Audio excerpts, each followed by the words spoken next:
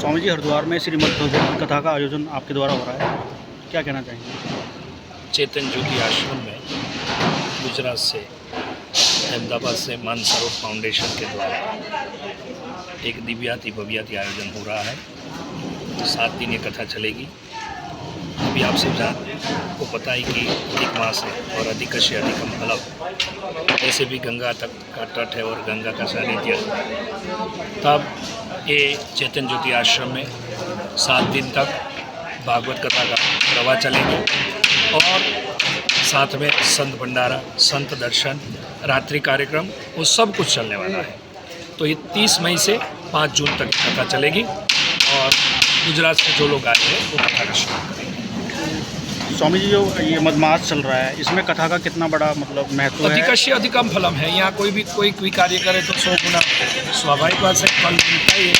लेकिन गीताकार तो ऐसे कहते हैं कि माँ फलेषु कदाचन, फल की आशा तो छोड़ दे और काम करे। तो फल के लिए कथा नहीं है। समाज जब भी कथा करते हैं तो ये फल के लिए करते हैं, लेकिन ये कथा कोई पितृमोक्षार्थ नहीं है। केवल ये देश दुनिया में अभी जो माहौल चल रहा है वो शांति के लिए है और हमारा देश, भारत देश शांति से आगे बढ़े और समृद्ध बने, इसलिए कथा है। हरिद्वार में कितना महत्व मानते हैं आप गंगा के? गंगा का महत्व ये तो शिखर है भाई।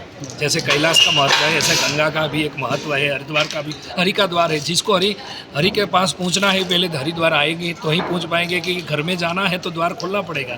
ऐसे ही हमको परमात्मा के समीप जाना है तो हरिद्वार आना ही पड़ेगा। हरिद्वार आके गंगा में स्नान करना पड़ेगा और स्नान के साथ कथा श्रवण किया। स्वामी जी, उत्तराखंड में 4 धाम यात्रा चल रही है जी। तो जो श्रद्धालु हरिद्वार में पहुंच रहे हैं या उत्तराखंड में पहुंच रहे हैं, उनके लिए कोई संदेश आप देना चाहते हैं? आप हरिद्वार आए तो थोड़ा शांति बनाए रखें और ऊपर भी जाए तो पवित्र मन से आप दर्शन यात्रा करें।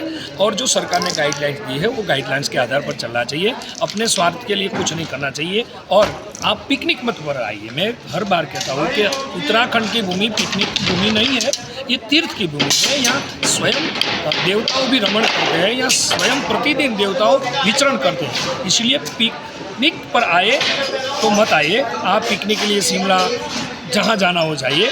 ये केवल देवभूमि है और देवभूमि रहने दें हम। और आने वाले समय पर मैं सबको प्रार्थना करता हूँ और सरकार को भी बोलूँगा, उत्तराखंड सरकार को भी बोलूँगा कि पिकनिक के लिए ये बार नहीं होना चाहिए। यहाँ श्रद्धा से लोग आए, विश्वास से आए और प्रेम से गंगा स्नान करें, गंगा को साफ सुथरी रखें, यहाँ का स्वच्छता का वातावरण बनाए रखें, पर्यावरण का जतन करें और जो प्रकृति है उनके साथ छेड़ा ना करें।